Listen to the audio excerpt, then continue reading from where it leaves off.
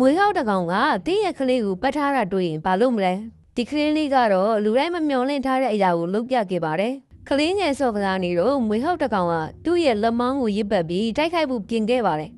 ဒါပေမဲ့ဘယ်သူမှမတားဆီးနိုင်ကြမှာပဲကလေးလေးကမွေးရဲ့ကောင်းကိုအားနဲ့ပြန်ကိုက်လိုက်ပါမွေးဟောက်ဟာနေရာမှာနဲ့ပွဲချင်းပြီးတိတ်ဆုံးသွားခဲ့ပါတယ်ဒါပေမဲ့ကလေးလေးကတော့မေးလဲသွားခဲ့လို့မိဘတွေကဈေးရုံကိုအမြန်တင်ခဲ့ရပါတယ်မွေစိတ်ဟာမွေရဲ့အဆွဲကနေတဆင့်ခဏကိုယ်ကိုထိုးသွင်းမှလာအန်တီရဲ့ဟီတုံဖြစ်တာပါဒီဖြစ်ရမှာတော့မွေကကလေးကိုမကိုက်ခဲ့ပါကလေးကမွေကိုအရင်ပြန်ကိုက်လိုက်တာကြောင့်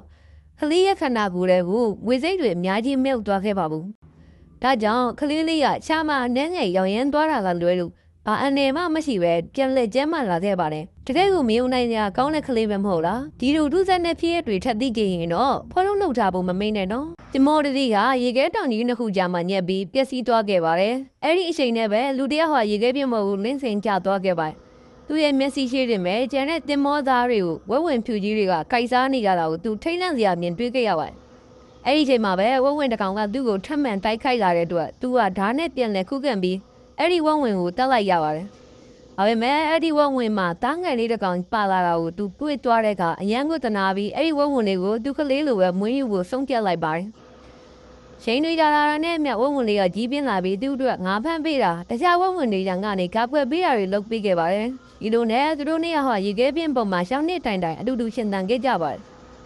နောက်ဆုံးမှာတော့အဲ့ဒီလူကကဲဆက်ရေးပွဲတွေကလာရောက်ကဲထုတ်သွားခဲ့ပေမဲ့သူ့အသက်ကိုကဲတင်ပေးခဲ့တဲ့ဝဝင်ကြီးကတော့ရေခဲပြင်းမှာတကောင်တည်းကြံရစ်ခဲ့ပါတော့တကယ်လို့တင်တာအဲ့ဒီလူရဲ့နေရာမှာဆိုရင်ကိုယ့်ကိုရှောင်းနှစ်လုံးလုံးကာကွယ်ပေးခဲ့တဲ့ဝဝင်ကြီးကိုထားခဲ့နိုင်မလားဒါမှမဟုတ်အတူတူခေါ်သွားဖို့ကြိုးစားမလားဆိုတာကွန်မန့်မှာပြောခဲ့ကြအောင်နော်ရှေးအောင်အီဂျစ်နိုင်ငံမှာနေ့စဉ်နိုင်မီရေရှမ်းတဲ့အခါလေယာမီရီရဲ့နယ်နိမိတ်တွေဟာရေအောက်ရောက်ပြီးပျောက်ကွယ်သွားလိမ့်ရှိပါတယ်ဒါကြောင့်ရေပြန်ကြတဲ့အခါမြေခွက်တွေကိုတိတိကျကျပြန်လဲတိုင်းတာဖို့နည်းလမ်းတစ်ခုကိုသူတို့တီထွင်ခဲ့ကြပါတယ်သူတို့ကရှေ့လျားတဲ့ကျူတချောင်းပေါ်မှာအခွာဝေးတူညီတဲ့အထုံး12ခုကိုပြုလုပ်ခဲ့ပါတယ်ဒါဟာအရင်ယူရှင်းပင်မဲ့အံ့ဩစရာကောင်းတဲ့တင်ရှာနည်းစနစ်တစ်ခုပါအဲ့ဒီဂျိုကိုလူ3ယောက်ကနေတစ်ဖက်မှာ3ပိုင်း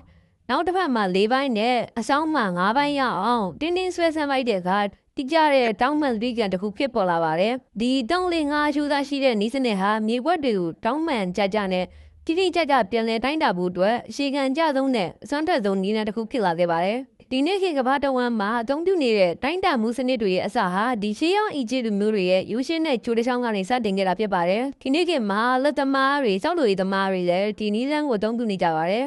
ဒီနေ့မှာတော့မေတကောင်ဟာပစ္စည်းတွေချတဲ့ဂူလောင်တစ်ခုလေးဝင်လာခဲ့ပါတယ်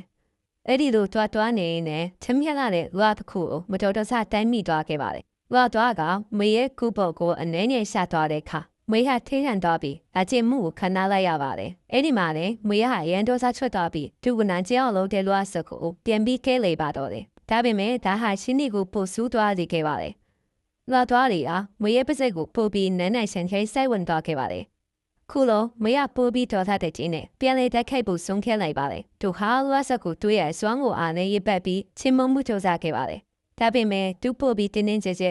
ဒီပက်လေးလေးလောက်သွားရီကသူ့ရဲ့ခနာခုကိုပို့ပြီးမှုန့်ပြလေးလေးပါပဲနောက်ဆုံးမှာတော့မွေးကသူကိုယ်တိုင်ပြန်လေတိုက်ခိုက်ခဲ့တဲ့လွှားစက်ရဲ့ထရတွေနဲ့ပဲမိုင်းတက်ပြီးတီဆုံးသွားခဲ့ရပါတယ်တကယ်လို့ဒါအဲ့ဒီမွေးကအဲ့ဒီနန်းကျမှုကိုလေးလို့ရှုပြီးဆက်သွားခဲ့မယ်ဆိုရင်သူ့တက်ရှင်နေအောင်ပါတခါတလေမှတင်တော်လူနာအကျအောင်လှုပ်တဲ့သူတွေကိုတင်မိနာကျအောင်လှုပ်ကိုချိုးစားရဲ့တင်တော်လူကကိုပဲပြန်ပြီးဖက်စီမိတတ်ကြပါလေဒါကြောင့်တစ်ဖက်လူအတွက်မဟုတ်ခဲကိုအတွက်ပဲဖြစ်မိုးတရားတွေကိုလဲလို့လိုက်ပါဒီပြည်လူလီကနေပါတင်ကနာတွေရခဲ့လေဆိုတာကိုကုမမရေးပြီးကြပါဦး